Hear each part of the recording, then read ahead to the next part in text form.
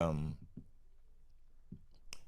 who are interested in hip hop, who are a part of hip hop culture, as folks would say.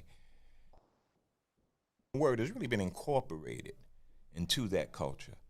Um, you could say that it's bars without a beat, but you know, it is. That's just how you would describe poetry in general. Bars without a beat. Although there is a beat in poetry, there's a meter, and similarly, you would say that for performance art. Say what now? Check that one too. All right. But Mario, try to speak up. Let me see if we can hear you now, You hear me, Salim? brother Can Mario. you? Are you there? Yes, sir. I am right here. Still no audio, man. I'm talking to Emma, and she can hear me, and I'm right here for you, brother. Still I'm no here. audio.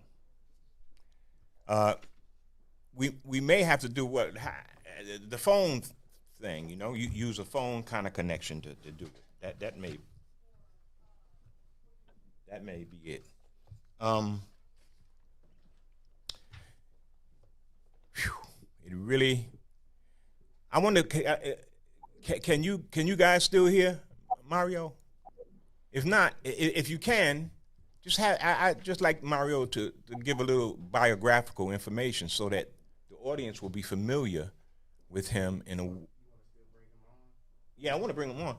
Yeah, if we can do it. If not, maybe we can do the phone connection, right? Can anybody hear me? But they can hear Mario. They can hear me in there. So Yeah, in the but room, so Mario, I'm just give a little bit of your biographical information so folks will be familiar with your story when we finally get through, when we finally start to communicate. I have been doing this for a million years. I am Now I'm can and now I'm I wonder if poet. Mario heard me Yes, sir. I asking heard that you. question. I absolutely heard This you. is this is this technological thing. I thought we had it. I thought we had it down, but there's always little glitches that you don't know about. I am And so we, happy we're gonna for make you, it. We're gonna brother. we're gonna do it. We're gonna do it. Um, a lot is going on in the news. Yes, sir. I hear.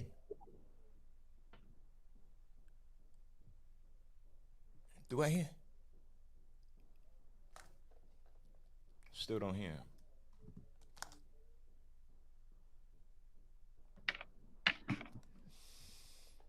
Man. Um. I'm right here waiting to see if I can't get a chance to talk to Yes. Yes, Salim. sir. Well, as we grapple with this issue, um, I Mario, can you hear me? Yes, sir, I can. I can hear you loud and clear, Salim. Is that him talking? Did I hear that? That would be me. I am him. Okay. Well, why is it? Man, what is that? I wonder. Um, Okay, they're more than welcome to call me at home if they maybe have. if I tap in. Yeah, let me see. Hold on, Mario. We're gonna try. We're gonna try all of these solutions, my brother. Yes, sir. I'm Uh, ready. I'm because we have to be innovative in these unusual times. That's right. Let us see what we can do here. Oh man.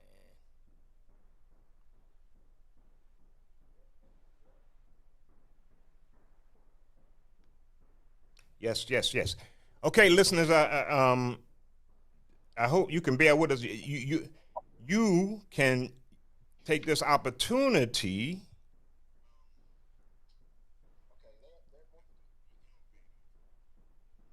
If the folks that are watching online can't hear me, peace, everybody. Mario, I'm can I can hear you, man? okay. Here we go. What's You up, there? Salim? Yes, my brother. I am here. Hmm.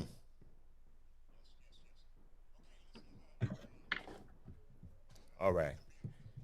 This is a unique dilemma, difficult to navigate because I don't know who's hearing who, What's Hearing What?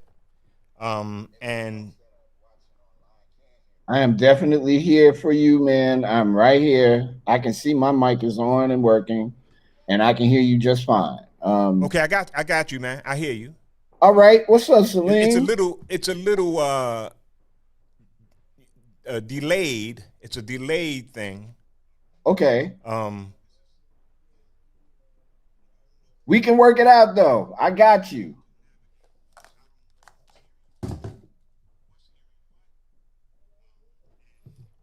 so Mario, Yes, sir.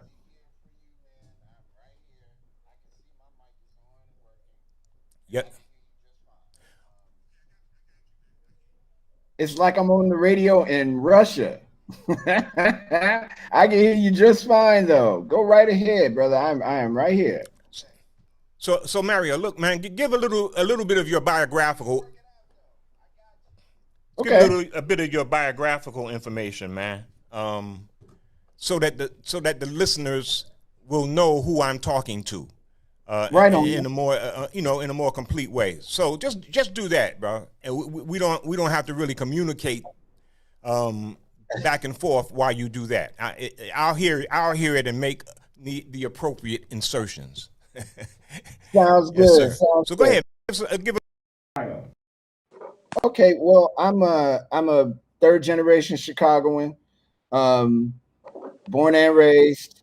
I had the pleasure of being reared in Woodline.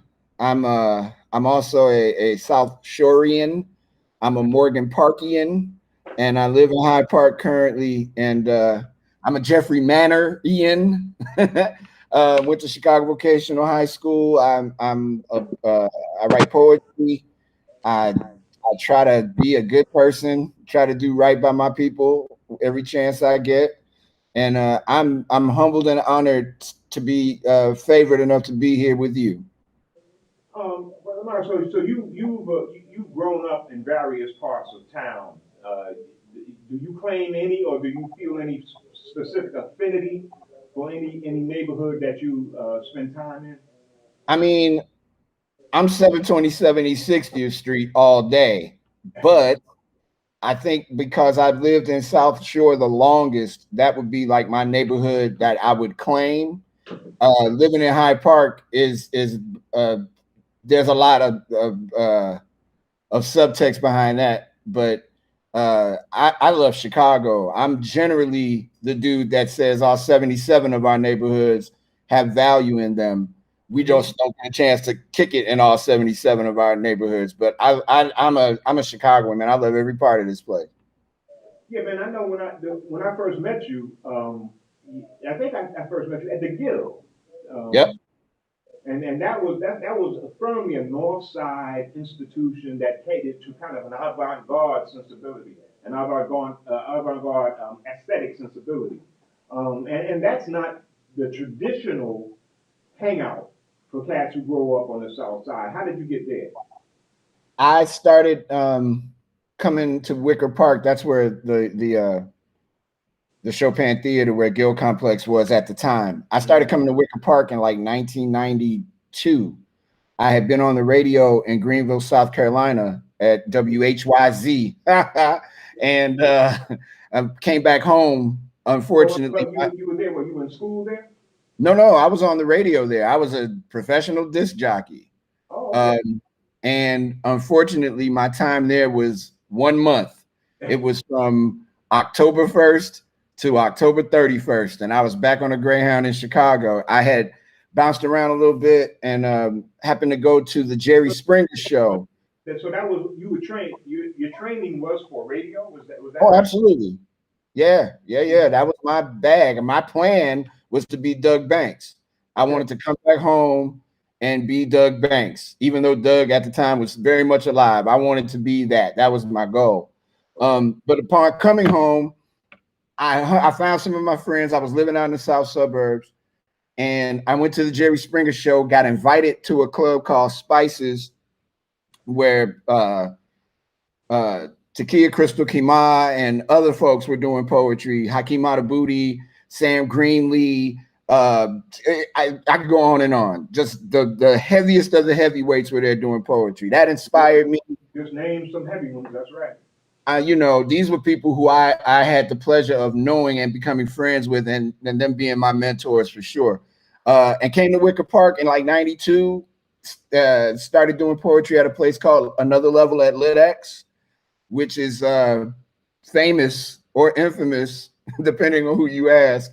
And went to an event in Wicker Park and got introduced to Guild Complex and met Michael War, who ended up being very, very much an influence on me in both the not-for-profit world, how to run one of those and how to be in that, and as a poet.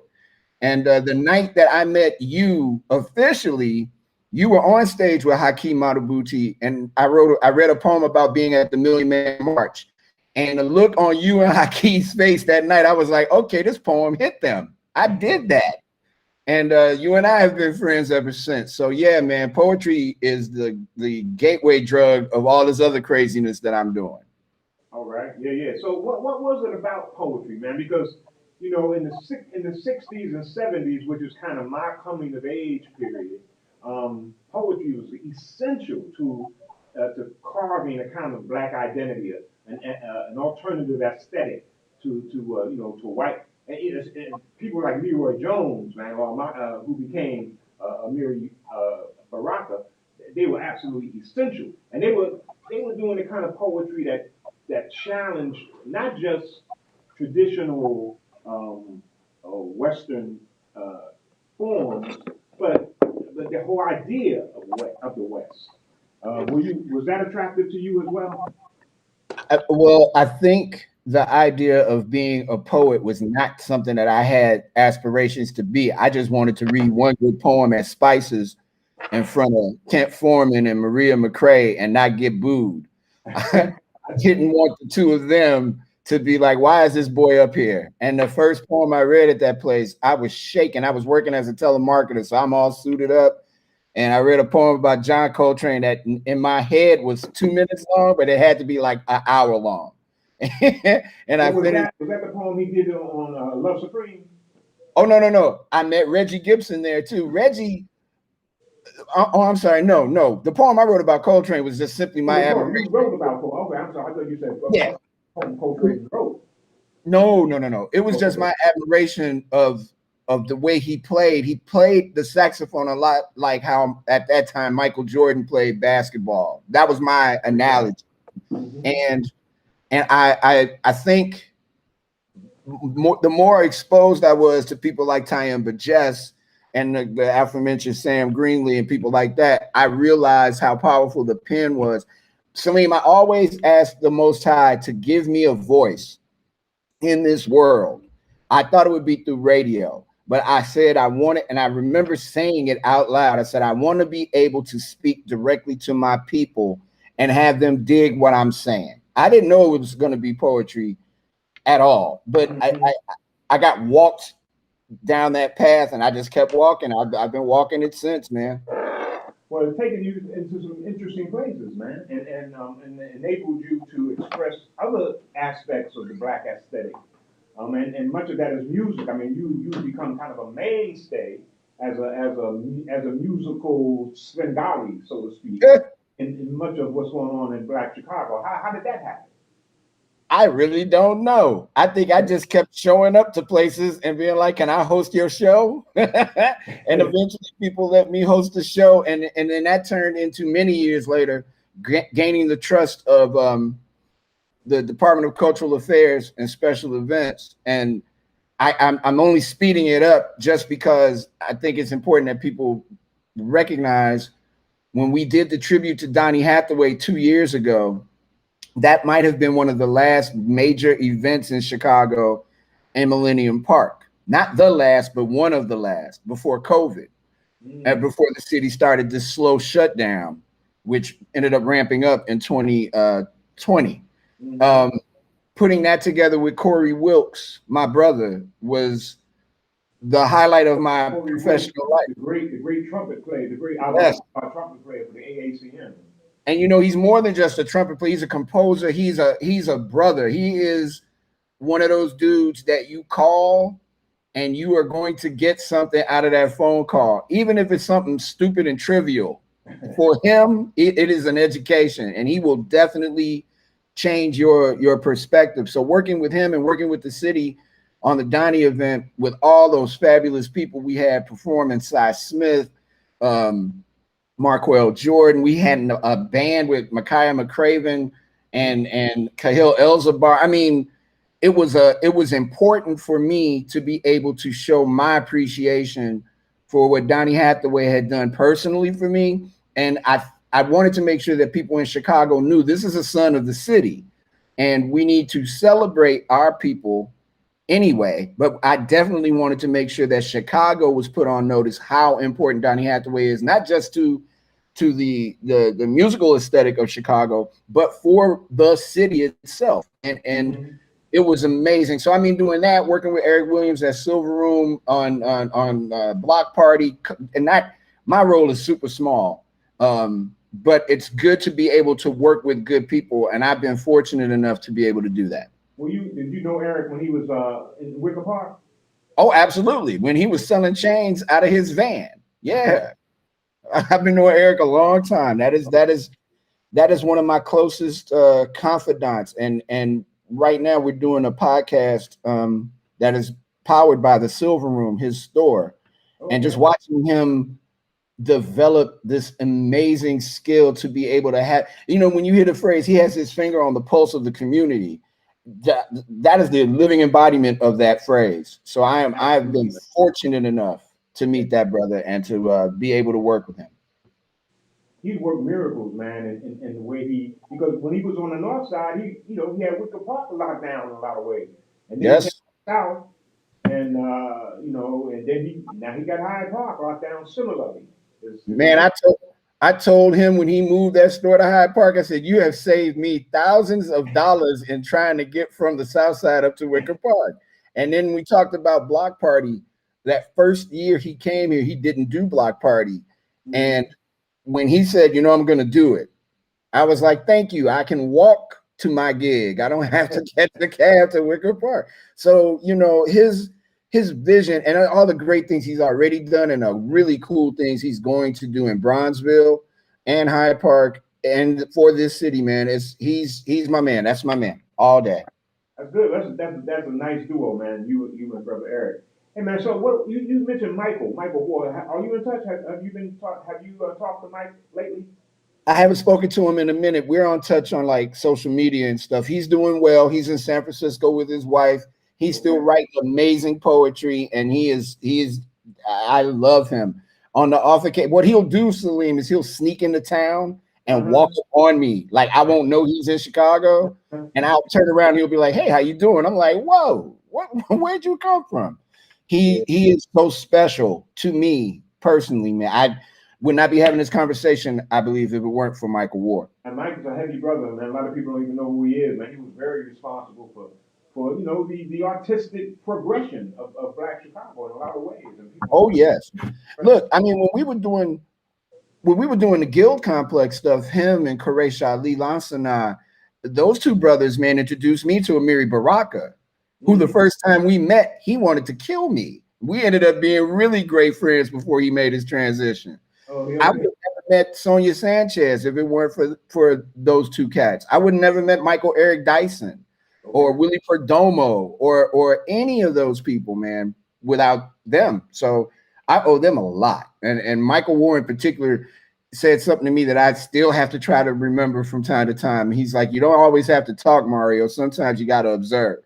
And that would be a theme I would hear a lot in my life. And so I try sometimes to think twice and speak once, or just shut up and let people talk and glean what they have to say and then contribute my piece. Yes, sir. Good. That was good advice, man. And you, I didn't know, man, that you had your foundations in radio. I didn't realize that. Oh yeah. Okay. When I was a little boy, man, I used to listen to WVON and Herb Kent and all those guys, and listen to WJPC and Tom Joyner and Bobby OJ, and I was an AM radio fanatic when I was a little boy. Listened to WIND, listening to WGN Extension 720. I was like I was a little boy listening to Extension 720 and Milt Rosenberg, and my mom would be like, what are you listening to, boy?" I'm like, "Hey, I'm listening to the radio." Yeah, Rosenberg was an acquired taste, man. You had to have some intellectual chops to check him out, right? I didn't know what I was doing. I was just trying. The White Sox weren't on, so I had to do something, and I would listen to the radio all the time. So you're still doing radio pretty strong. What are some of the places that you exhibit your talents? Where are some of the venues? I have been on. I was on for Obama's first election. I was on the BBC. I've been on Voice of America.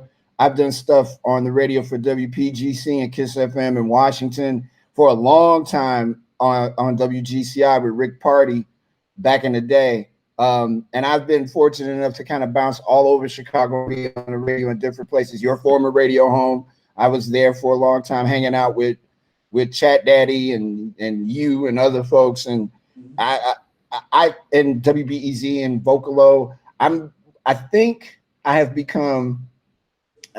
We around family and friends. I think I've become the voice that people, when they hear my voice, they know I'm not gonna lie to them, and because I don't like being lied to. And I think the blessing in being able to be able to be invited to speak in all those different rooms is I see it and I talk about it.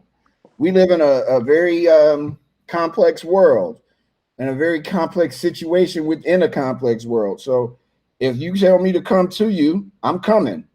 I think my value, Salim, is that I won't just show up in Avondale. I'll show up in Roseland. I'll show up alone. But if it means coming to talk to my people, I'm there for that. That is what I think is our charge, to show up. And you're right, man. That is your reputation, man. You are a voice of the folks, of the people. You had a show on HPK called News from the Service Entrance. Yes, sir. What were you attempting to to hint with that title? Okay, so I'm still doing News from the Service Entrance. I'm just doing it on Lumpin' Radio now. Okay. It's 20 years next month, actually, that I started doing News from the Service Entrance. So I had one of the longest running radio programs in the city of Chicago, easily. And I have a whole bunch of people to thank for that. But the idea of that was essays. I had got fired from the Guild Complex, and where I was living in Hyde Park, my computer. Mario, hold on, man. That sounds like a fascinating tale, and I want to hear it all. We're going to take Yes, a sir. break, though, and when we come back, I want you to resume that tale. We'll be back right after this.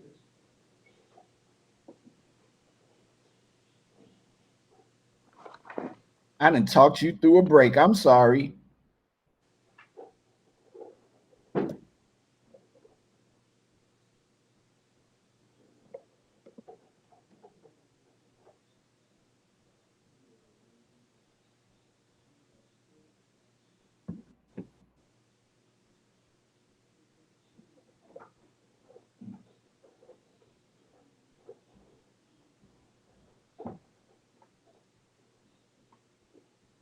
Why are we fine?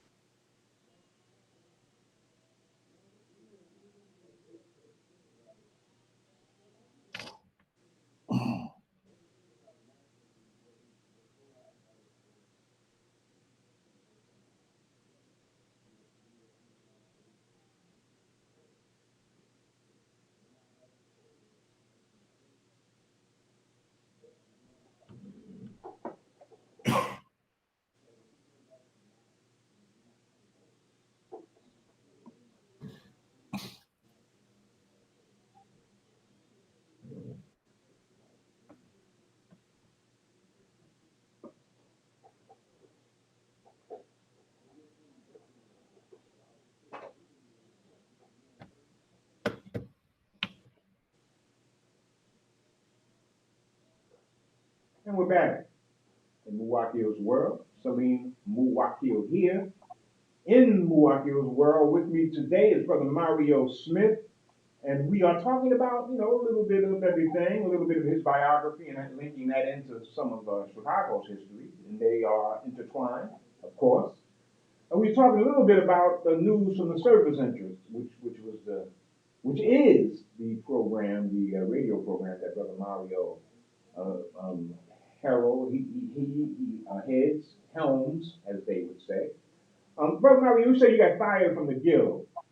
Fired. Man, they dropped me like fifth period trig. They was like, get out. But I ended up I started writing essays. Yeah, fifth period trig. They let me go, brother. I was a little like, okay, I don't know what's gonna happen here. I don't know how I'm gonna work this out, but I'll figure it out. And I started writing essays, just so I could keep my mind kind of like occupied with something other than I got fired. Mm-hmm. And my computer was set up over the service entrance of my apartment building here in Hyde Park that I was living in at the time. And I was like, you know what? The name of these essays, I'm gonna call these news from the service entrance. And it just seemed like a good name for essay. So I started sending these essays to my friends when Facebook was good. And I ended up being invited to come to WHPK. And I said, sure, I'll come and learn. I had been asked to do a show while I was working at the Guild Complex, but I naturally did not want to do that because I was working. I was trying to help the organization, thrive and stuff. But I got down. What kind of show did they push? What kind of show did they want you to do on HBK? Oh, they didn't care. I think they wanted me to do a public affairs show, if I think about it now. And I was like, sure. I didn't want to do a public affairs show. I wanted to do my show because I had an idea of what I wanted my show to sound like here at home. It was the same thing I was trying to do in South Carolina that I wasn't able to do.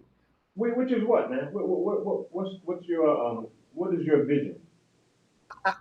For me, Chicago radio sounded best when it was about people who lived here that were talking to people who lived here.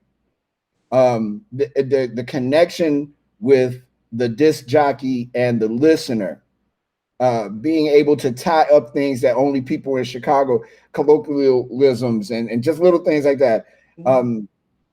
And for me, it was also using it and making Chicago a national platform, while New York and Los Angeles and Florida and other places were seen as national radio platforms. Mm-hmm. I know the history of Chicago radio with Oscar Brown Jr. and people like that. We were it. And I felt like I can do music. I can play some of the best music people have ever heard in their lives, music that I also like, stuff that they've never heard before that they will go, I can't believe I heard that on the radio, and pull people like Dr. Margaret Burroughs, Hakeem Ahubuti, Chuck D, the guy that works downstairs at the University of Chicago that sells pizza, anybody that was willing, I would put them on the air, and I knew that formula would work. I was more concerned about the music because I believed at the time that the music on the radio was being hijacked by people who did not know what people in Chicago liked. Mm-hmm. And I felt like, okay, let me give people what they like, which is also what I like. By the way, you still feel that way? Yes. Okay. Absolutely, I do. The pain of seeing my friends who work for these big radio stations mm-hmm. having to play music that I know they would not let their children listen to, and that they don't let their children listen to. But if they don't play it, they won't have a job. It is hard to watch them do that. I know why I've never been offered a place at one of the big corporate radio stations, because I'm not going to do it. I can't look my godchildren, my grandchild, my son, my friends, you, and I keep going back to you because you are very important to me. I can't look at y'all in the face if I'm playing some of the stuff that I hear when I'm walking down the street, man, I can't do it. I got ancestors to think about on the other side of this flesh. And they're not going to look at me and go, you played that, boy? What's wrong with you? No, man. So it's always been a thing for me, even moving the show from WHBK to, of all places, for Black Mario Smith to be Bridgeport and Lumping Radio. And this is nothing I haven't said to the folks in Bridgeport before. The idea of moving the show, trying to change it a little bit, because I did 5 years of the show with my friend, my very good friend, Gary Tyson. And I knew going to Bridgeport, it would have to be different. I know I couldn't get Gary to not work his job and then come to Bridgeport every week. And I just said, well, let me try this a different way. So I really concentrated the show more on getting the guests. But that music, man, it's important to me. So, you know, I play jazz, I play some rock and roll, I play some hip hop, I play some salsa, some whatever. An eclectic menu. Yeah. Yep. I hear you, man. I try to do the same thing on shows that I am involved with. I think we need that kind of aesthetic versatility. Man, I rolled up on you one day in Hyde Park and you were playing Brand Nubian in your car. I know how you get down. You ain't fooling nobody. Yeah, well, hey, man, like I say, man, versatility. I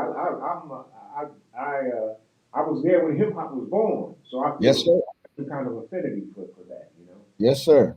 And Brand Nubian, brother, that's those brothers from New York City. And Yeah, man. I know them. I know they touch your heart. They hit well with me too. Plus they were 5%ers, you know. Yeah. Absolutely. Have you ever, by the way, have you ever experimented with any of that kind of esoteric philosophy? Absolutely. Oh yeah. Okay. Absolutely. I mean, look, I think if you're a black person and a black man, a black young man, and you haven't had an opportunity to expand your mind on a spiritual level with the esoteric differences from what we were told we need to get up and get ready to go to Sunday school stuff, then you're not really giving yourself an opportunity to explore what is out there for you and the expansion of one's mind. I mean, now I'm trying to get more solid on meditation, transcendental meditation, just so I keep trying to find it. And I keep realizing it is everything and everything is it. So you might see me at a synagogue, or you might see me at a mosque. You might see me at a Baptist church, or you might see me in the grass in the lotus position trying to get quiet. You know, hanging out with the 5%. Absolutely. It's just various cultures attempt to tap into access to the divine. And man, that divinity is the same. Exactly. The sustainer is the sustainer. The sustainer has hundreds of names, yes, but at the end of the day, it's where your peace is in yourself. And, you know, if the 5%ers roll up on me, I got something to say to them. They're not going to beat me up. They'll let me pass. God, absolutely. Peace to the gods and neighbors all day. Your show it deals with, you say it's talking to the average man, average woman. What are you trying to get across? What point are you trying to make with that focus? There is a table that I sit at, and there are chairs around me, and we all can have a seat at that table and talk to each other. I don't have the pleasure let me take that back. I don't have the luxury of just being able to talk to Black people. I have to talk to anybody that's listening. My focus, though, and my perspective is from a Black man living in this time.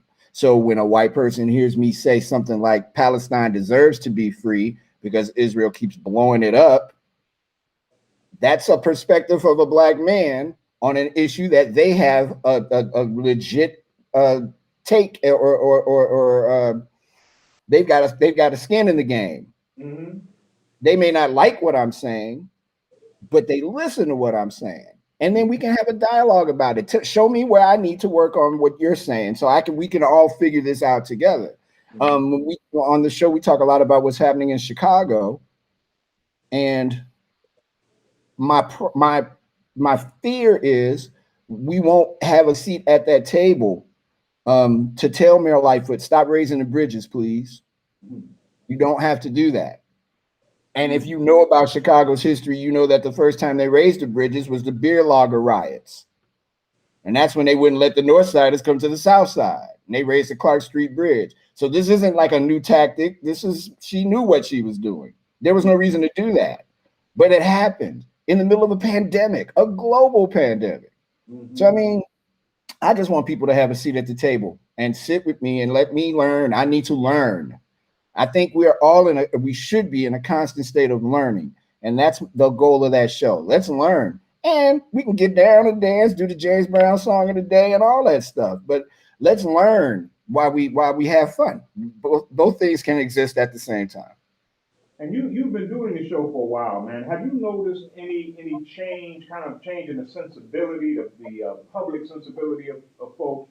I mean, I hear people say that we are in a much more progressive mode than we were in the recent past. That it seems that we're more willing to explore progressive alternatives than we ever have been, or that we've been in a long time.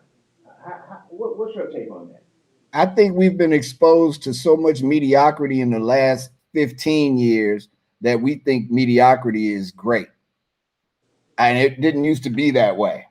In this city in particular, Black folks in Chicago used to literally check on each other. Even if they didn't know you, they check on you.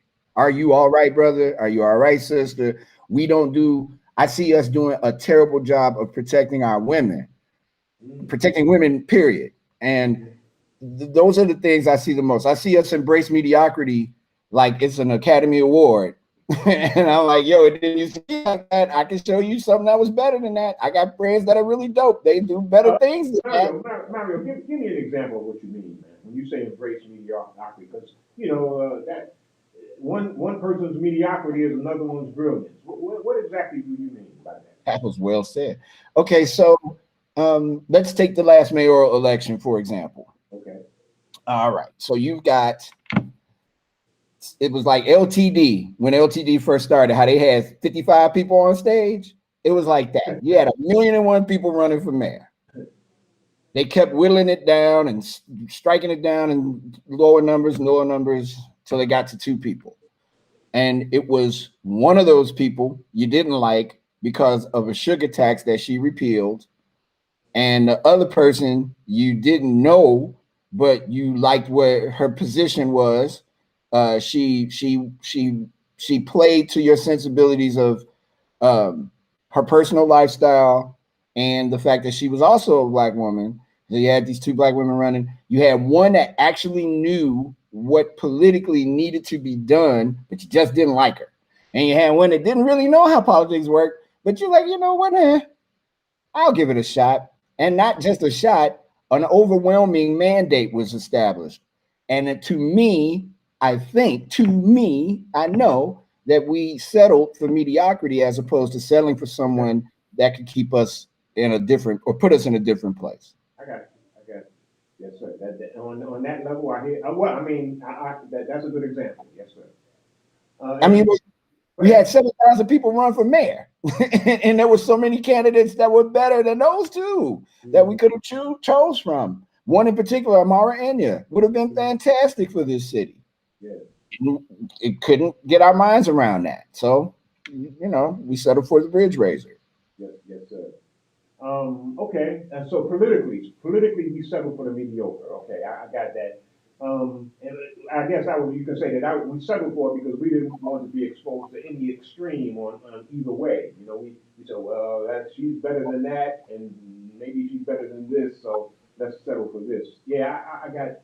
She was like. I can see why people bit, because nobody wanted to go through the machine thing again. Mm-hmm. And we also just got through dealing with Rahm Emanuel, who literally sat on a boy's death for 200 days and wouldn't let anybody see it. So we were like, okay, Lori Lightfoot, you're in, go. You're not her, you're not him. But in effect, more of the same. The ambassador of Japan, incidentally. Yeah. that ain't gonna last long. He won't be. He would have been better off going to Ron of Japan than actual Japan. Well, a lot of people fight to get him to prevent him from getting any kind of appointment, but I guess It was an all-out effort to get him out the country. Indeed, they just wanted him to leave. The Democratic Party has some debts to pay to him, I guess, and that's probably the least that's the least expensive way to take care of that debt. Right. Yeah, konnichiwa, peace. See you later. So, man, what do you deal with on your show politically? I mean, do you focus primarily on local politics, or do you expand it to assess what's going on in the national and international arena? I try to. You have a global sensibility, and I'm sure that some of that seeps through in your program. I try to talk about. Chicago first, Chicago over everybody. But in the past 4 years of the Trump administration, there was no way to ignore what was happening to us. I am very much one of those people that I like to. I was told by a master years ago: you start local, you go regional, you go national, then you go across the water, you go global. So I will touch on it if I think it's important, especially if it connects back to the city, which most times it does. Because as I was told when I was a little boy, Chicago is the center of the world. So everything has to come back. So the same thing about New York, man. Hey, man, they say the same thing about Mecca. They say the same thing about every place. Every place is the center of the world. I used to have a relative that would say, wherever you are is the center of the world. Exactly. So I will talk about national and world stuff on the show. Absolutely. With an emphasis on the city, because that's where we live. By virtue of having this wonderful forum of the internet, though, people around the world hear the show. So I have to make sure that I'm open to talking about things that are going on in different countries and just stuff of importance for us. Yes, sir. Do you have any ideological signposts? I mean, do you lean in any particular ideological direction, or any specifically ideological direction, like Marxism, or let's say Pan-Africanism, or nationalism, anything like that? I think on the eve of Malcolm X's birthday, I'm more of I think I'm more of a Pan-Africanist in a lot of ways, but I'm also recognizing what I'd already knew: the world is Africa. So in being a Pan-Africanist and having a specific agenda, I also have to remember I'm not the only person living in the world. In my world, I am the king of it. I am running it all, but that isn't realistic. So I have to think about the people who live here. If that lesson has never been brought home better, it was brought home clearly during COVID. We are a global community, whether we want to be or not. So I think a lot of people's ideology changed over the last 16 months. Recognizing just how fragile our time is here, and the fact that a disease can wipe out a good portion of the planet whenever it wants to rear up. And if we're not prepared to fight it, we will perish because of it. So Pan-Africanism, humanism, Blackism, Chicagoism, a few of those isms I embrace. Okay. Did you get involved, or were you at all a participant in this debate? It was a pretty recent debate. It's kind of been attenuated of late. I'll get into it after this break. Let me hint it. The ADOS movement, ADOS, Yvette Cornell, and them. I want to know, were you familiar with that debate, and what's some of your positions on that? We'll come back to that right after this break.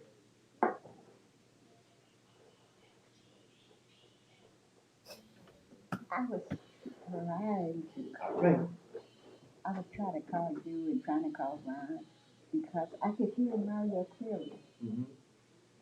I think we can hear you now. I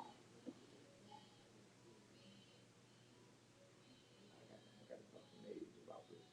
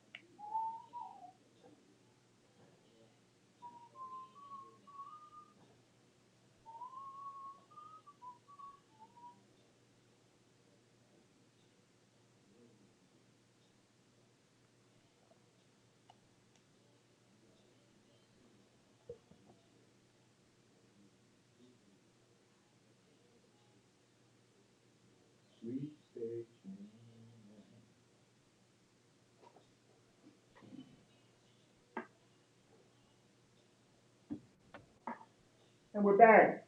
Salim Muwakkil here with my brother Mario Smith. And we are talking about many things. Right before the break, what were we talking about, Mario? You remember? ADOS Uh, and all that stuff. Were you involved in that debate, in that discussion much? Not a chance. No way. Oh no. Oh man, why did you avoid it, brother? I didn't avoid it. I saw the people who were talking, and I said, okay, let me listen to what it was. Back to that thing that Michael Ward said to me when I was a much younger person. You don't always have to speak. Sometimes you have to observe. And I watched the people who were talking, and I saw a lot of people who did not have the same interest as me talking about something that I don't know if they really knew what they were talking about. And I mean, I just felt like that's a conversation I can stay out of until I'm needed. I don't need to play in everybody's game. Okay. Some games I watch, some games I play in. Yes, sir. So I stayed out of that. But I understand it. I get it. We have not done a proper enough job of getting ourselves to the same point on any topic, as far as I know, in a long, long time. I don't know if that was the bridge we should be trying to walk across at that time. And I've noticed people are very passionate about that. So I'm fighting other fights. Okay. Go get them. Go get them. Tell me when the money is coming. I'll be ready. All right. So you say you're fighting other fights. Now, are those fights? Are those fights attempts to deliver more resources to the Black community, to make a more egalitarian society in general? What fight are you focused on in particular?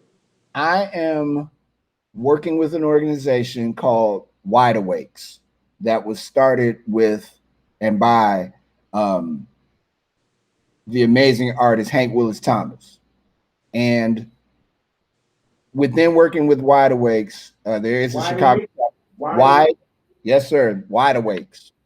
There is a Chicago chapter of Wide Awakes. We are kind of clandestine, but we are available. And our philosophy is through art and through education and again, the ability to bring folks to the table and talk, that we can change the narrative of people, period. And my fight is about our neighborhoods having the proper resources and our schools being right for our kids.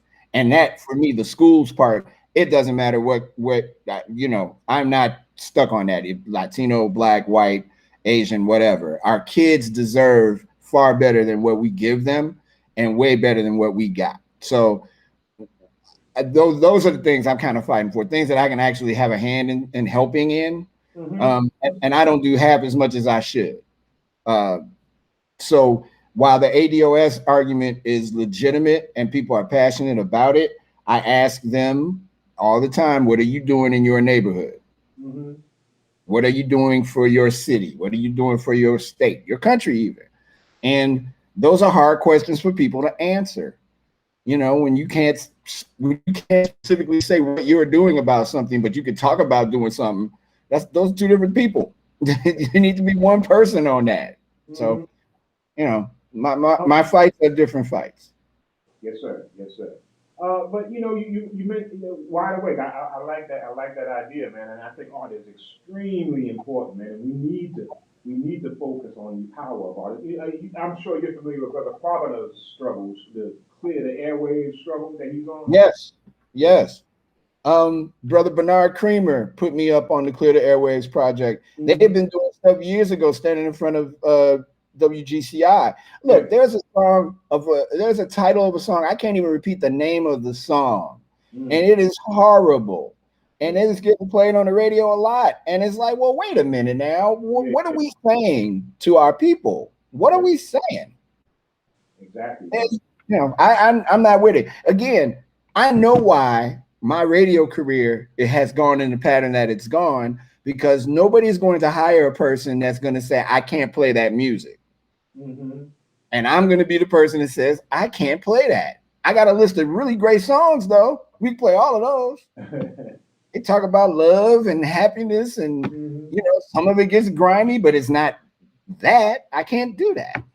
I just can't. So listening to the radio is a chore. I have a good friend of mine that's on the radio in Washington, D.C., and I asked him about a song one time. He said, man, if it wasn't for me being on the radio, I'd never listen to the radio. And that's frightening. This is a dude, this is his livelihood, and he is great at his job. He's like, I would never listen to it. So, yeah. I've heard that. I've heard that from other cats, man. You also mentioned the school, the value of the educational system, how we need to focus on that. There's a lot of focus on it today, and much of it is coming from this debate over critical race theory.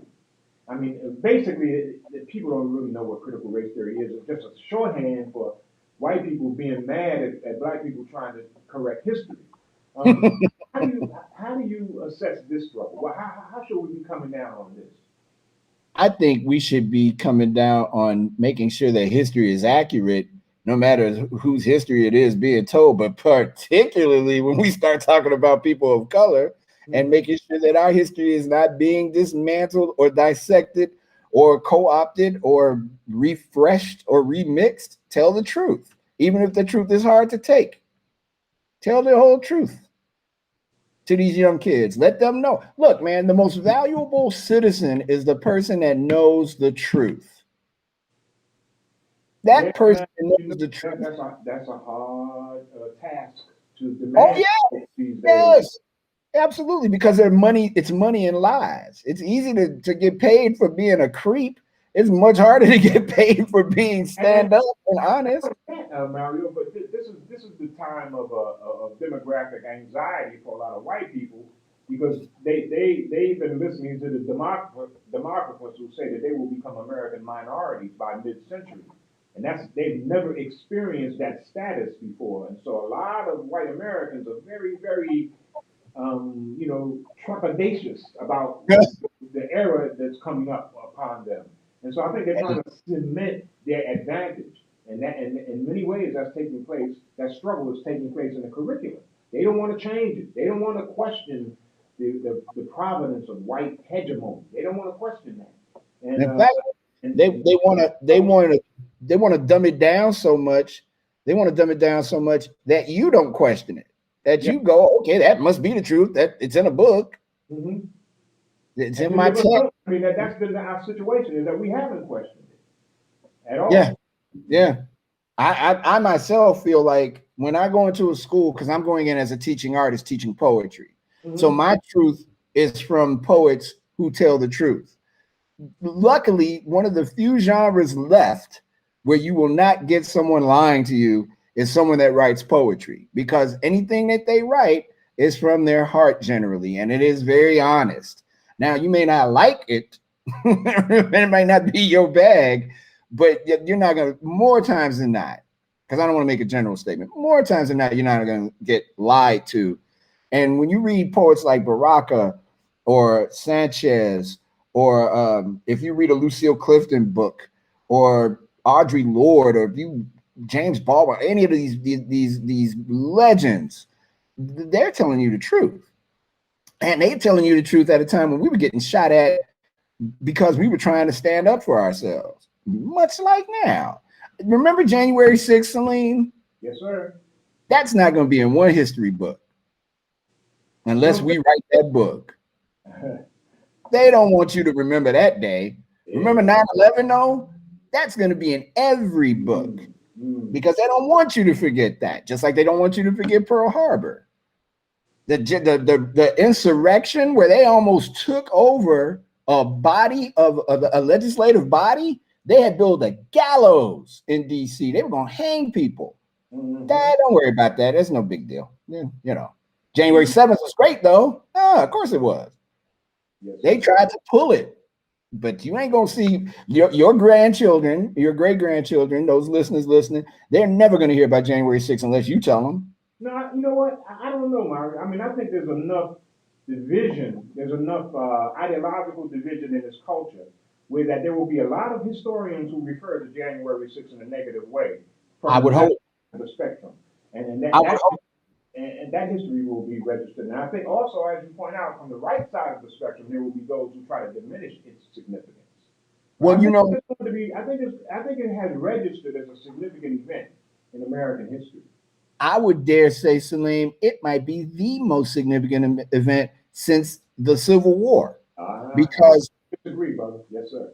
There was an opportunity there for white folks, angry mobs of white people, to disrupt the entire flow of the United States of America. And they almost did it. They almost pulled it off. The problem is you can't do it.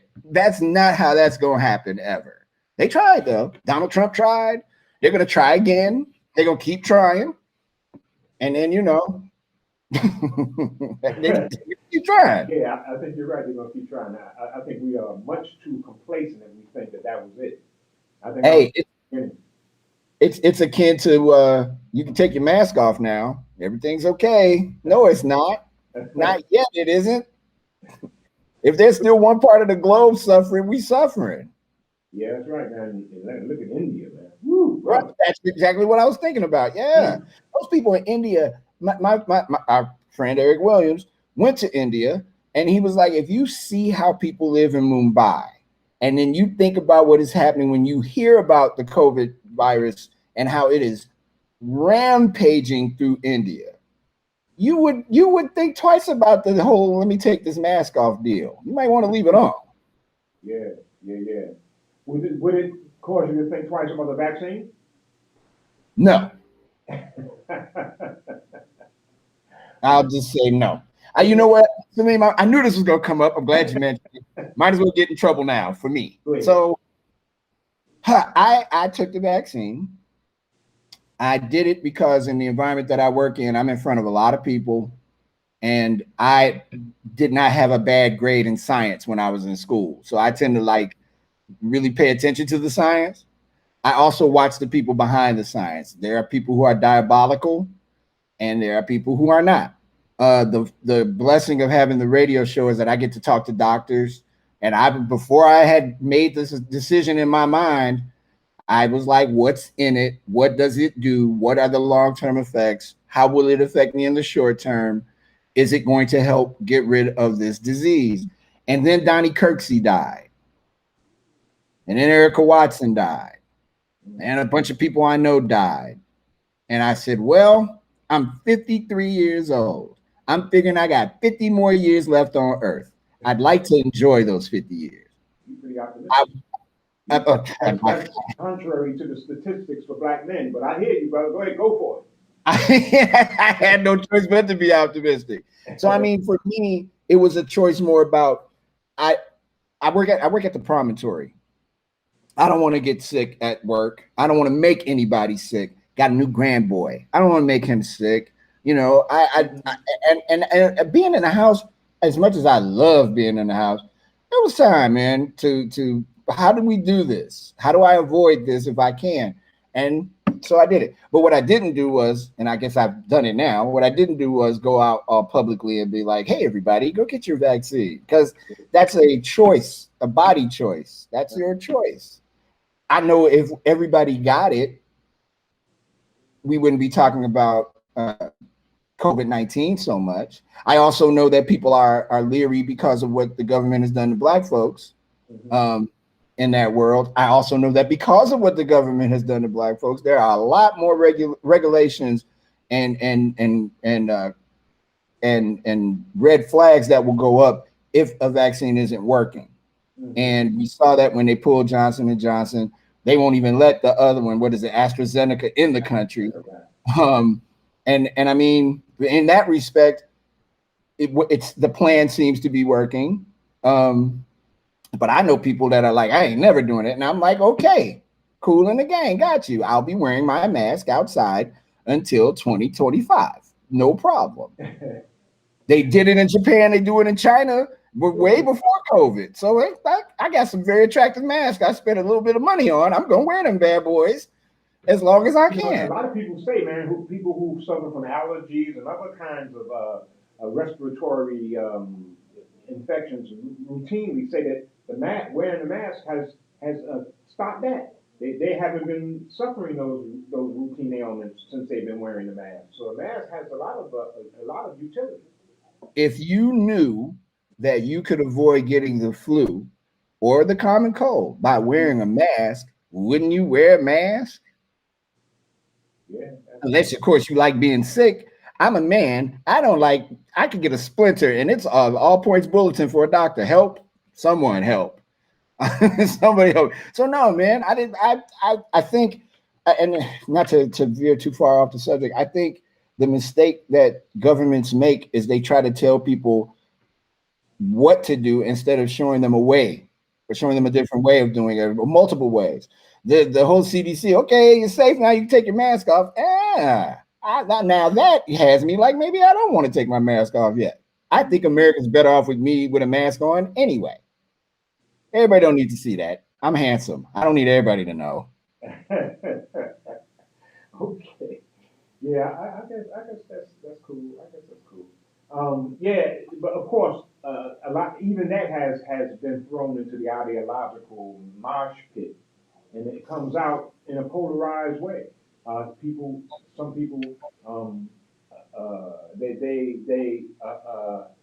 they compare wearing the mask to capitulation, to political capitulation to a deep state. See, that kind of stuff, and that is a distressing development, don't you think? you know what? When I hear people say stuff like that, I always go, okay. So what is your alternative then? Listen, the artist Angel Batdawi, one of the greats, Young Lion, she's amazing. One amazing jazz artist in our world. Mario? Angel Batdawi. Yes, sir. Unbelievable artist. She's on Shabaka Hutchings' new album, Black to the Future. She's dope. She almost died from COVID-19, and people were telling her, well, eat turmeric, try this, try that, do this, do that. And she was in the hospital almost dead. And she wrote from her hospital bed, she's like, hey, y'all, nuts and berries don't work. This is a disease. This is a virus. Go to a hospital if you get sick. She almost died. And if that's the whole thing, well, I'm not going to wear a mask because you're infringing on my political rights. How old are you? What political right are you being infringed upon by being told if you wear this mask, you could avoid catching a disease that could possibly kill you, depending on how your insides are? And then we've been playing Russian roulette with our bodies since the day we were born. Men are taking things to make them have more prowess. People do drugs. People eat food that is processed and don't ask a question about what's in it. So now all of a sudden, everybody is Marcus Welby. Everybody got questions. Everybody a doctor. Come on, man. Wear a mask if you have to, if you can. And if you don't want to wear a mask, know the consequences of not wearing a mask. That's what I mean. I think we don't do a good enough job of articulating the consequences for not doing something as opposed to telling people wear a mask. Because that does sound a little forceful. I get it. But if I know that if I wear this mask, the chances of me catching something are diminished greatly, where's my mask? Yes, sir. And is it stylish? And now, apparently, that doesn't work as well as people want it to work, and so and now it's positive incentive is the lure now that if you wear the mask, if you get a vaccine, you can go without a mask. You can wander around in public like you want to, and the hope is that will inspire people to get the vaccine. But you don't think that that's a useful strategy either, right? Well, it's this. It's here we go. It's the chicken and spaghetti dinner after church. They lure you in with chicken and spaghetti. They say, "Hey, look, you sit here for 2 hours. When you get done, go down to the basement and get that plate, and you can eat, and everything's gonna be delicious because they've been down there cooking all while you were listening to this stuff up here." Chicken and spaghetti dinners have lured many people into many places. They use the chicken and spaghetti dinner philosophy to tell people, "Hey, you get a vaccine, you can drink a beer afterwards." Oh, then maybe I will get a vaccine, even though I could get a beer without one. I don't know, man. I think because we did not see this coming, air quotes, we did not do the rollout of any of this right, and we're doing it as we go. So, Yeah, man. It was like I tell people. People say, "Man, we really experimented on." Well, everything is an experiment. When the virus is novel, and it was a novel virus, it was something we hadn't seen before, so it's all an experiment. We I all mean, in this. if we use, But trust has to be somewhere, and as you pointed out, really, perhaps the most objective metric of trust that we have is science. yeah, man. There are other metrics, but they tend to lean towards certain biases.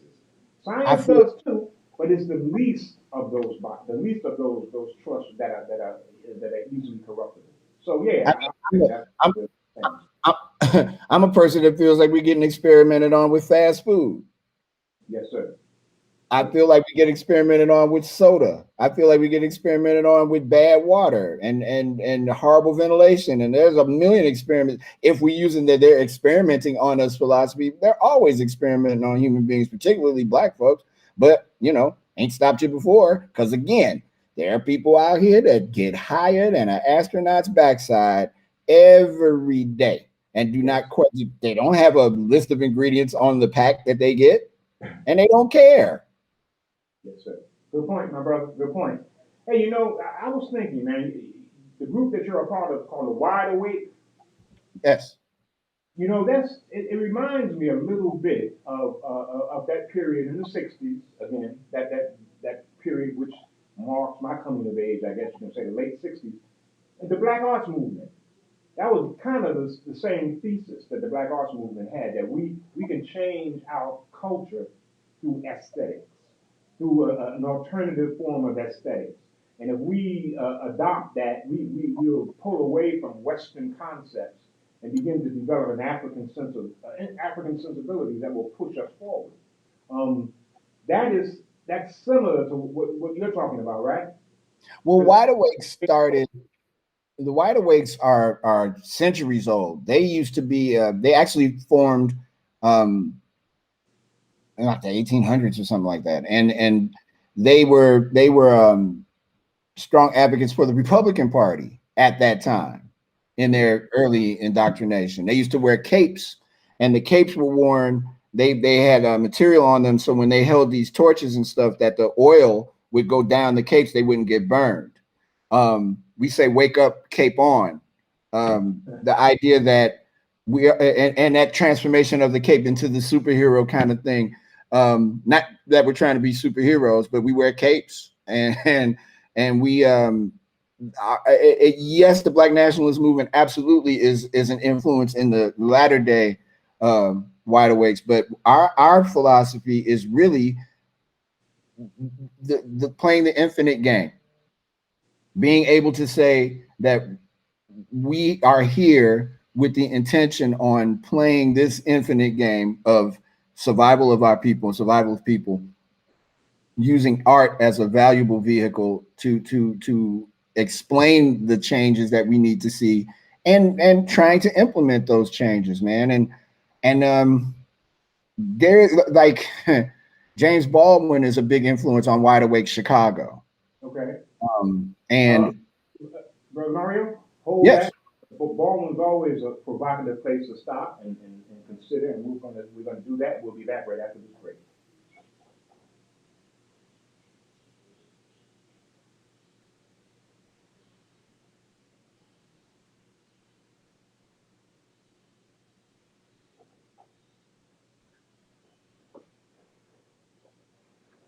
I'm not sure if they can hear us. I don't know. So I want to say it. Maybe I should listen.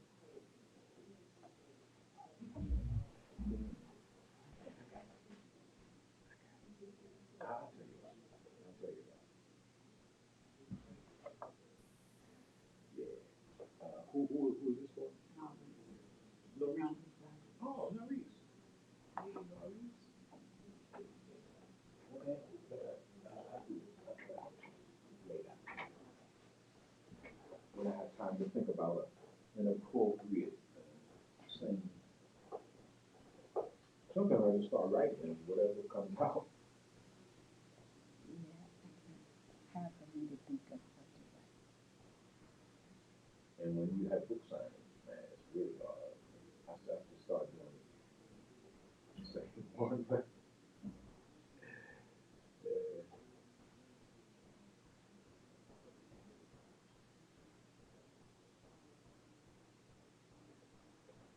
well, then I thought I was I never call in and say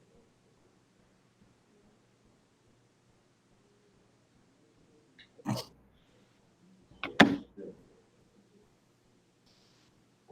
And you know, I gotta do some other stuff, do some more diagnoses.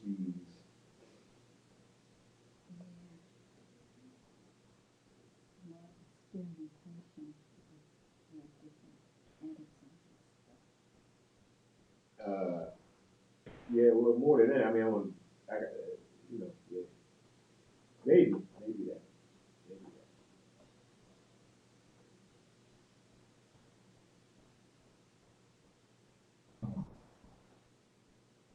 'Cause I'm listening to that.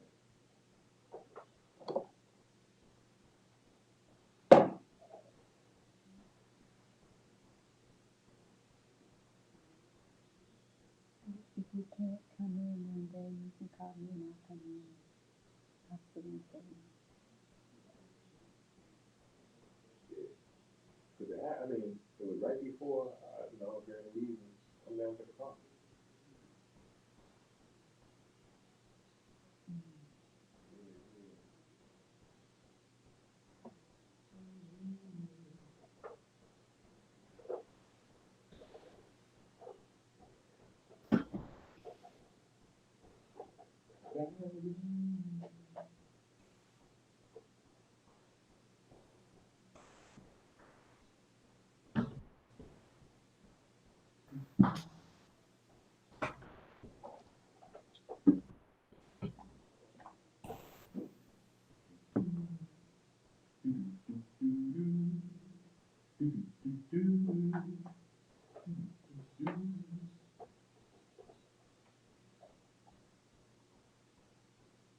And we're back. Salim Muwakkil here in Muwakkil'S world, and I'm joined by Brother Mario Smith, insightful brother, who is giving us some good information on what's going on in his life and in the life of Chicago and in the life of the world. We all need to stay up on what's going on. And you were saying that Baldwin, James Baldwin, is a major influence in the wide awake folk. In what way? How did Dr. Baldwin influence you guys? It really just comes from a quote from James Baldwin, and that's kind of our credo. It's not everything that is faced can be changed, but nothing can be changed until it is faced.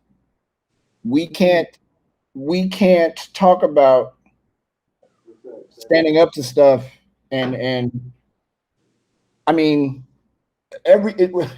in the simplest terms, we can try to tackle everything, but we can't try and tackle anything until we face up to it and stand up to it. So the idea that there are food deserts in Chicago is a troubling thing. The fact that public art on the south and west sides is not as visible as it is everywhere else in town, that's a troubling thing. The closing of the 47 schools, mostly on the south and west sides, That's a troubling thing. And the fact that those schools have not been adapted into anything else to serve the community, you've got these big, ornate, beautiful buildings that are not being used, that are dilapidated now. They're dying.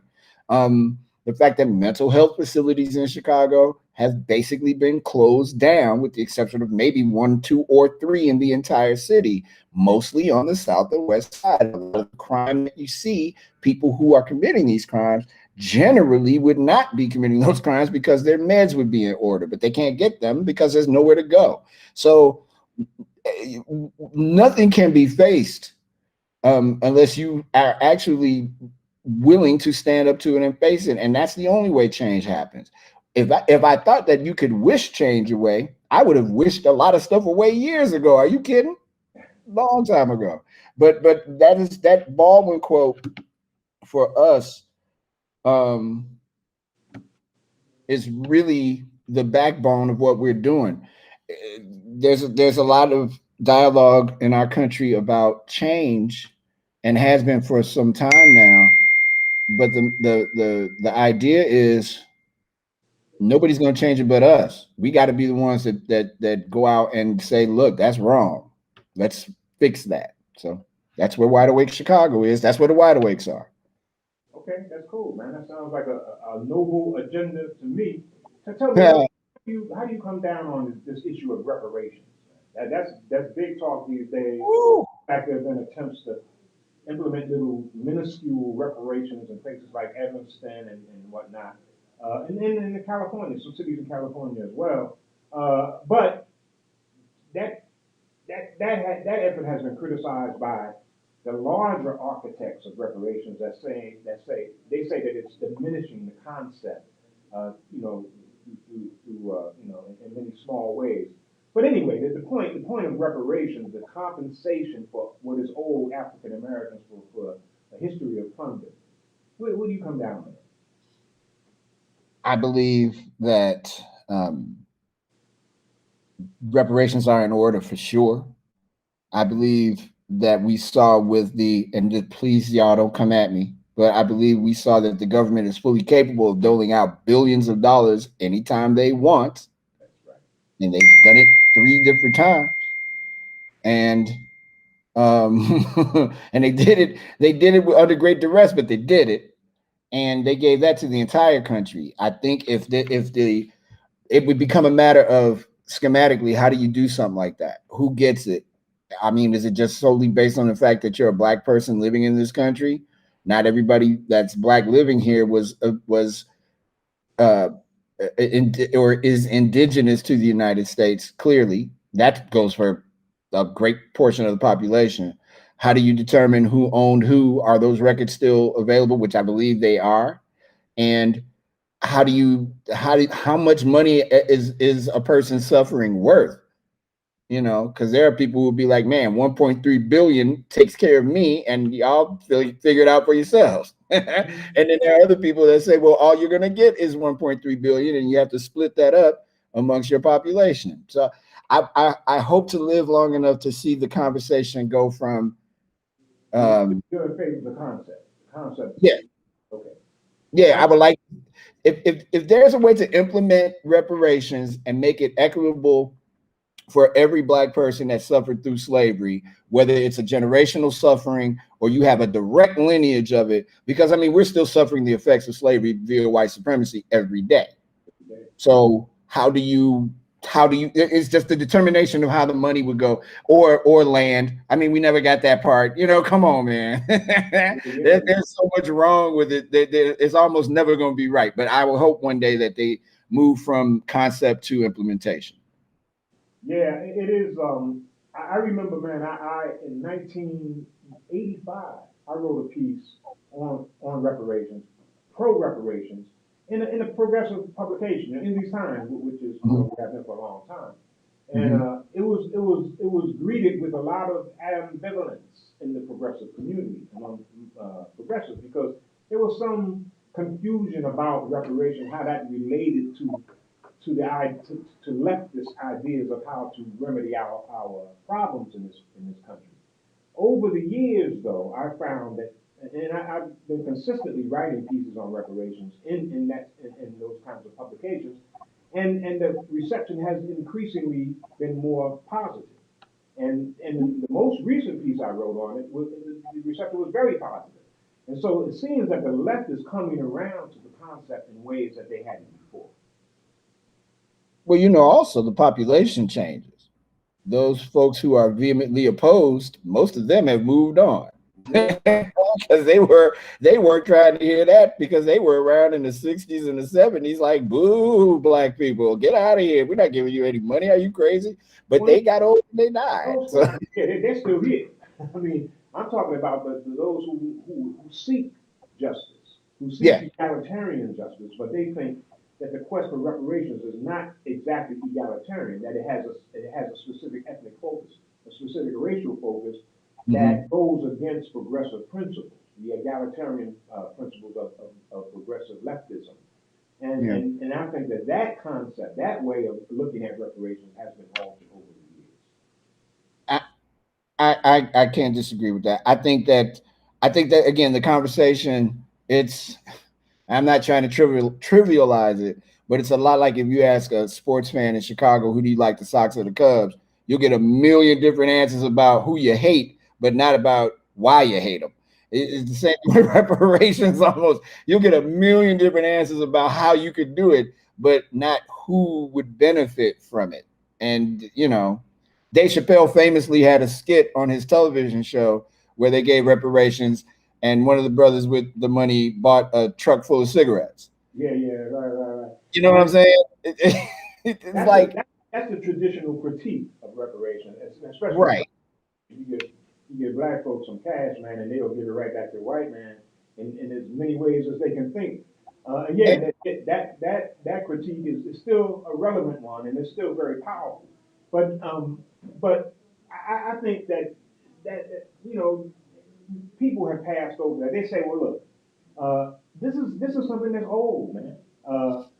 Who can tell people who are old, who are owed a debt, what to do with that payment? You know, right. They can do what they want to do. If they want to spend it on cataracts, on 20 cataracts, that's what they want to do. They owe, that's their money. So, you know, that's the point. I think the real fear, Salim, is that if black folks got money, they'd spend it, but not in the ways that people think they'd spend it. They might spend it to prepare themselves. Yes. And I think that's the real fear. Yeah, we really don't know. And then, you know, again, we were talking about ADOS earlier. I think one of the contributions of the ADOS movement is that they help clarify the need for reparations in a way that it hadn't been for a millennial generation. I think that they appeal to millennial feelings in ways that other groups have not. Like, you know, reparations until this particular era, it was considered kind of a boutique demand from nationalists, people who had a kind of esoteric take on our oppression. But now it has moved into the mainstream in a way that it hadn't before. And there are some who say that they attribute that move to the ADOS movement. I don't attribute it all to that, but I think they had a significant part. I also think if you look back at the events of the past 24 months, if you look back on the events of the past 24 months, I apologize, on the past 24 months, there are a lot of people who are now like, yo, you know, black people have been getting done dirty for a long time. Maybe reparations might change things. You put people in a different kind of financial situation, you definitely are going to change the result of a lot of things. People aren't nearly as hungry if there's food to eat. You know what I mean? Yes. If there's food available, people aren't nearly as hungry as they are if there's no food. So when we start talking about reparations and money and how that money is going to be disseminated, that's a big conversation, man. And people have to trust the folks leading that conversation to not lead them into something crazy. It's the mask versus the not mask, the vaccine versus the not vaccine. It'll be the money folks versus the I don't want you to buy a truck full of squares, you know? So yeah, that conversation is real. There's a brother named William Darity who's written a book, From Here to Equality, Reparations for Black Americans in the 21st Century. which Mhm. really, I think, is the most complete anatomy, the most complete description of how reparations should be enacted in terms of who is eligible, in terms of many of the nuances and the rather the logistical problems that get in that we think about when we consider reparations. So there's a lot of work being done by analysts who are honing in on this issue in a way that is really unusual and unique. And we have people like, for example, in the New York Times, it's got David Brooks, a conservative columnist, or kind of conservative, I guess you can say these days, who has come out himself for reparations. And there's much more agreement from the white intellectual class than there used to be. And I attribute that myself to Ta-Nehisi Coates' piece in the Yeah, Atlantic. man. Yeah, Coach is the man. Yeah. He's the brother. I am a big, I have never met him. That's one of the people I'd love to sit and talk to. I'd love to interview that dude and just really talk to him about he's the reason why a lot of white folks are like, oh, really? But see, Salim, that's the other part too. Sometimes it takes a voice to get white people to go, hey, wait a minute. Yeah. That may not be such a bad idea. Let's do it. How about we work on that for the black folks? That was Coates' role. That's exactly what he did. Yes, sir. Yeah. Yeah. And also, you know, like when I host shows sometimes and the audience is a white audience, I always say to them, go back and talk to your white friends and tell them to stop it. And they just kind of look at me like, stop it? Like, yeah, stop it. Tell your white friends to stop it. If you're here watching me and you're enjoying this program, you have already involved yourself in it to the part where you're like, I can't keep treating people who don't look like me the way that I've been treating them. You're willing to stop it. Tell your white friends to stop it. Yes, See what happens. You know, we're so busy, and then we have to police ourselves too. I get that, but we're so busy when we are in when we have these opportunities to educate people about why reparations are important. We don't tell them just flat out they're important because you did us dirty. We were done dirty. And I think people also will try to package reparations with instantly getting paid and coming up and getting money. Oh, there are other ways that you could give black people reparations that would have long lasting impact and ways to create generational wealth through reparations. Yes, of course, money is important. Yeah, but healthcare is very important. A free education would be great. If I knew I could go to university for 4 years or 8 years or 12 years if I wanted, depending on my concentration, and I didn't have to pay for it, that's a very wonderful form of reparations. And that is a way that you can rebuild our generational wealth and our cultural wealth too. But you know, we'll see, man. I am an optimist, Salim Muwakkil. If I'm nothing else, I am an optimist. Well, yeah, you know, I've advocated in the past that it would be the perfect justification for a Marshall Plan kind of program. Mm-hmm.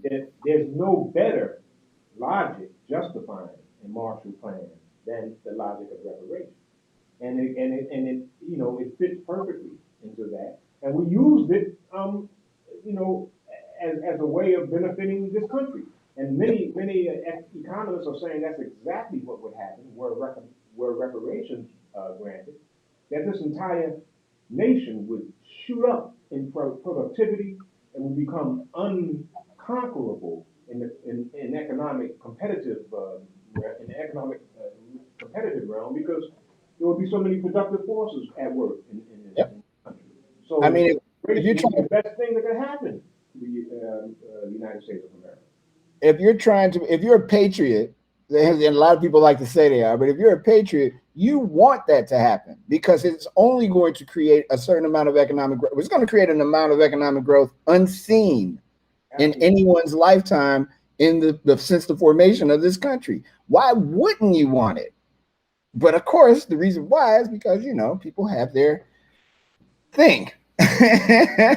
They are always going to have their thing. Again, man, I remain hopeful. I think there's a way. And if it's, I hate to say it like this, but if it's sold to the people, like, look, you may not get that $1,400 check, but your child will be able to go to college and won't have to pay for it. And they can go to any university in the United States that they want to go. You may not be able to get that check, but we won't redline you when you try to get a house. And in fact, we'll make sure that you're able to get the house. And we're going to have universal health care for everybody as a result of reparations, where now you don't have to die waiting to get healed.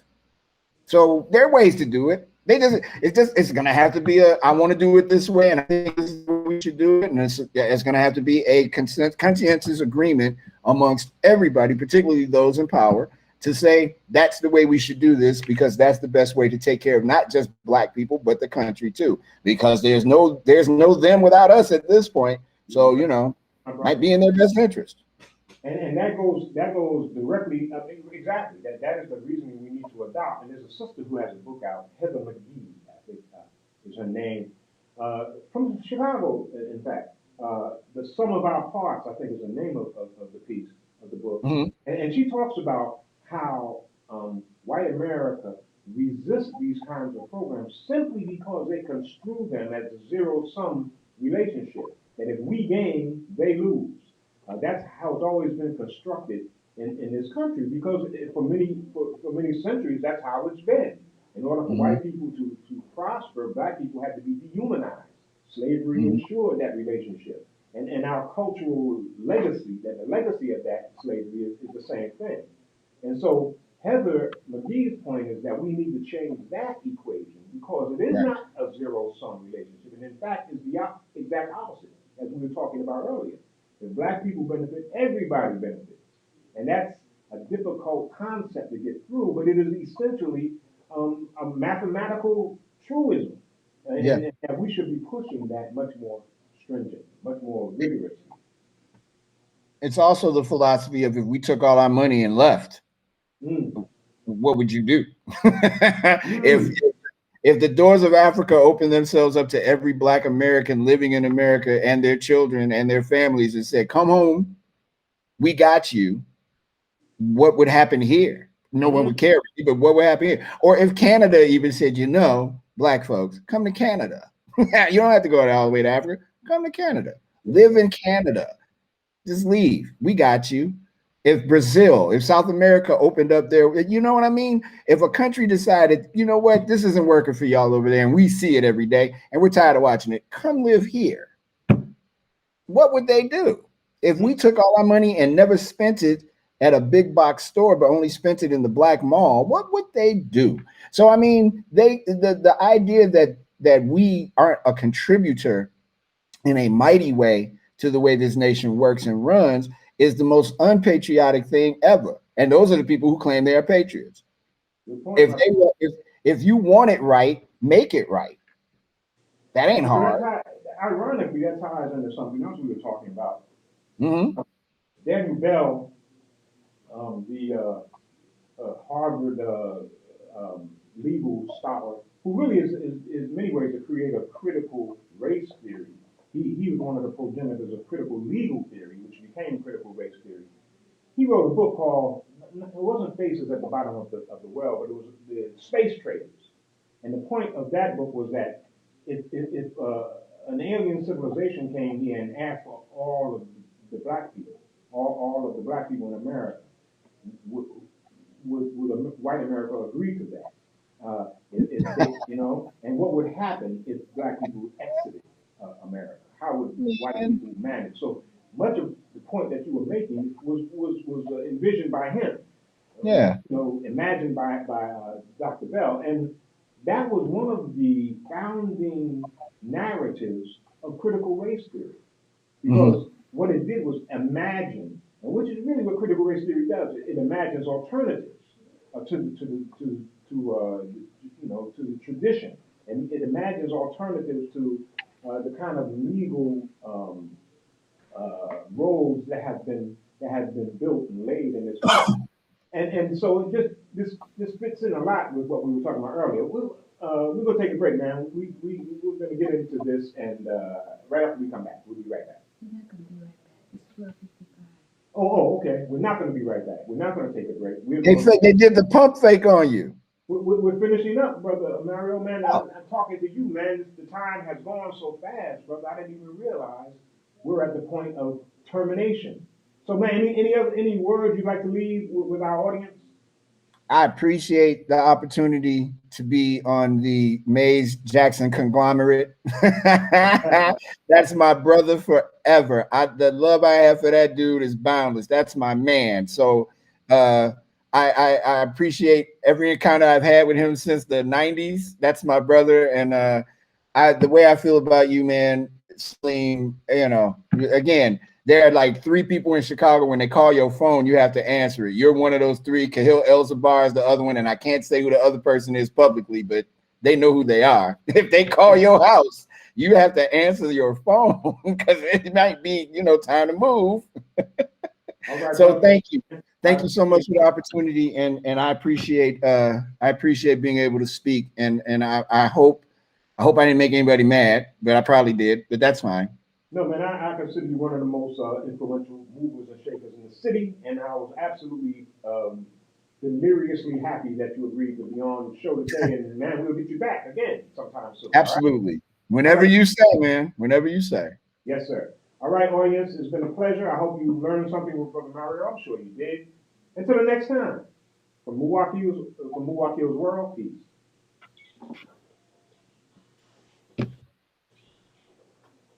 Turned out good. Mm-hmm. Turned out good. It's good show. Mm-hmm. I think this is okay. Mario. Okay. Yeah.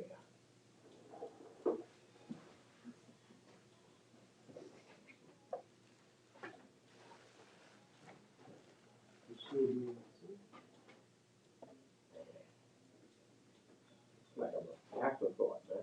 You know? I appreciate that. Talk to the man. Well,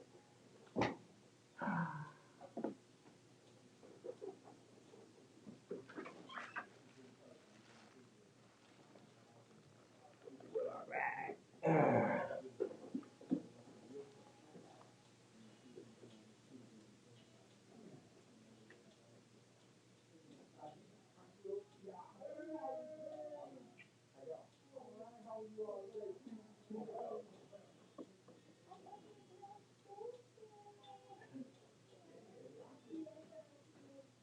Oh, yeah, good.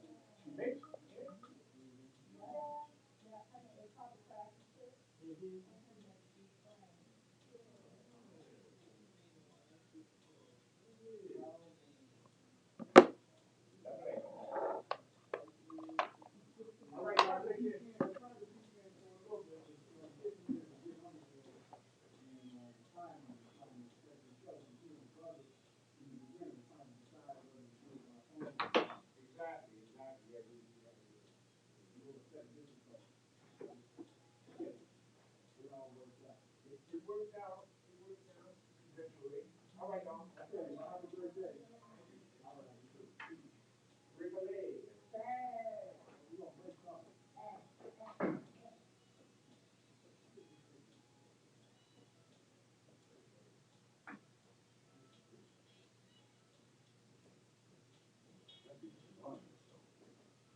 Oh, what's that? We got a bigger thingy? Or is that an additional, or is that maybe just personal thing?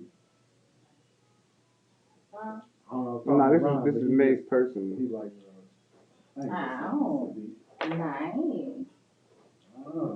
We get you little. What's that one? Who's so? That's May's personal. Personal. Oh, okay. Well. Afternoon, this is what we get for you. I'm sure it is with them got their personal one too. This thing on? Don't tell me he does. Nice. What? See that? There's nothing in there. No, I don't see nothing's connected. Okay, I didn't realize it wasn't connected. No, it's not. I don't see no cameras or nothing. Because the cameras aren't added. Okay, listen, don't talk to me like I know. You be like, duh. This ain't mine. I'm gonna call you right back. Okay, it's not hooked in, so the camera's not connected. Cool. Right? No, those just being hooked up there. Let me do the cameras. Okay, well, Okay, cameras. okay. Well, see, clearly okay. I don't know. Okay. Okay. Okay.